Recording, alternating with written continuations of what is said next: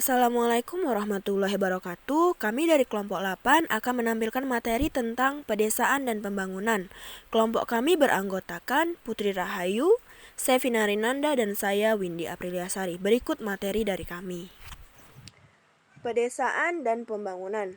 Pedesaan adalah wilayah yang mempunyai kegiatan utama pertanian, termasuk pengelolaan sumber daya alam dengan susunan fungsi kawasan, layanan jasa, pemerintahan, dan pelayanan sosial serta kegiatan ekonomi. Pembangunan adalah suatu proses yang bertujuan untuk mewujudkan kemakmuran masyarakat melalui pengembangan perekonomian.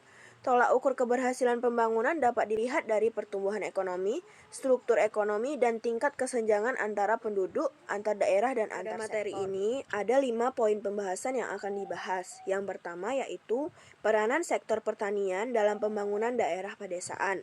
Yang kedua, pertumbuhan sektor pertanian melalui masa lalu dan apa tantangan yang terjadi pada masa kini. Yang ketiga yaitu struktur sistem agraria di negara-negara sedang berkembang. Yang keempat, transisi dari pola pertanian subsistem ke pola pertanian komersil yang terspesialisasi. Dan yang kelima yaitu strategi pembangunan pertanian dan pedesaan yang andal. Peranan sektor pertanian dalam pembangunan daerah pedesaan. Pembangunan pertanian pedesaan merupakan satu kesatuan yang tidak terpisahkan. Pertanian merupakan komponen utama yang menopang kehidupan di pedesaan. Peranan sektor pertanian dihadapkan pada berbagai permasalahan sejalan dengan pengembangan perekonomian pedesaan. Diperlukan strategi pengembangan sektor pertanian ke depan melalui berbagai agenda kebijakan yang kondusif sehingga peran sektor pertanian dalam perekonomian pedesaan maupun nasional dapat ditingkatkan. Peran pertanian dalam pembangunan di pedesaan. Yang pertama, menyediakan kebutuhan bahan pangan yang diperlukan masyarakat untuk menjamin ketahanan pangan. Yang kedua, sebagai sumber tenaga kerja dan pembentuk modal yang diperlukan pembangunan sektor lain. Yang ketiga, menyediakan bahan baku industri.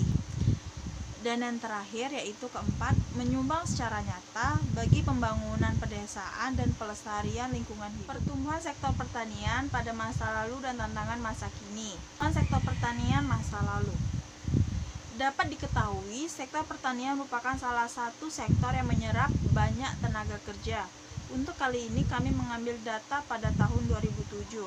Pada triwulan pertama tahun 2007, sektor pertanian mengalami pertumbuhan tahunan yang tinggi yaitu sebesar 12,85% dengan share of growth sebesar 2,80%. Pertumbuhan sektor pertanian dalam triwulan ini lebih disebabkan oleh peningkatan produksi beberapa komoditas tanaman bahan pangan seperti tanaman jagung dan buah-buahan. Produksi beras pada triwulan ini cenderung lebih rendah dibanding triwulan pertama tahun 2006 yang disebabkan oleh terjadinya musim hujan setelah kemarau panjang yang disertai kekeringan sehingga tidak hanya menyebabkan kekurangan air di sebagian wilayah Jawa dan membuat masa tanam mundur. Tantangan masa kini. Ada 4 tantangan masa kini yaitu yang pertama keterbatasan kepemilikan lahan. Karena keterbatasan pemilik lahan ini mengakibatkan ruang kerja petani menjadi terbatas. Yang kedua, perubahan iklim. Salah satu faktor yang krusial dalam usaha pertanian adalah iklim dan cuaca. Saat ini isu lingkungan yang sering disuarakan adalah mengenai pemanasan global yang berdampak pada perubahan iklim. Yang ketiga, harga pangan global. Menurut Emma Maria Lokolo, era perdagangan bebas seperti sekarang ini menunjukkan adanya integrasi antara pasar domestik dan pasar dunia. Hal ini membawa konsekuensi pada keterkaitan antara harga komoditas pertanian di pasar dunia dengan harga domestik. Yang keempat, banyaknya teknologi modern. Dapat kita ketahui sendiri masa kini itu perkembangan teknologi makin pesat. Contohnya saja di bidang pertanian sudah banyak alat-alat pendukung untuk melakukan kegiatan pertanian. Tetapi untuk petani-petani di pedesaan mereka masih menggunakan cara tradisional. Selanjutnya yaitu struktur sistem agraria di negara-negara yang sedang berkembang. Di beberapa negara-negara yang sedang berkembang, pertanian bersifat subsisten atau dimaksud dengan jangankan untuk mencukupi kebutuhan pangan yang ada di daerah perkotaan, untuk memenuhi kebutuhan pangan petani sehari-hari pun tidak memadai. Sedangkan di negara-negara maju, pertumbuhan output pertanian sudah berkembang semenjak pertengahan abad ke-18. Laju pertumbuhan tersebut dipacu oleh perkembangan teknologi dan ilmu pengetahuan biologi yang mampu menghasilkan tingkat produktivitas tenaga kerja yang lebih baik dan lahan yang lebih tinggi. Sampai saat ini masih banyak di daerah negara-negara berkembang petani yang menggunakan metode produksi yang sudah dipraktekkan semenjak ratusan tahun yang lampau.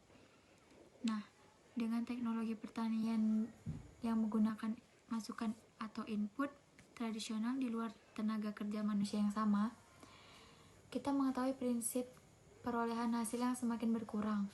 Yang kita tahu, semakin banyak orang yang mengerjakan sebidang lahan, maka tingkat produktivitas marginal akan menurun dan hasil akhirnya standar hidup petani pedesaan di negara-negara dunia ketiga terus memburuk. 4. Transisi dari pola pertanian subsistem ke pola pertanian komersial yang terspesialisasi. Pembangunan pertanian pada dasarnya adalah proses transformasi pertanian. Transformasi pertanian yaitu suatu proses perubahan pada berbagai aspek di bidang pertanian.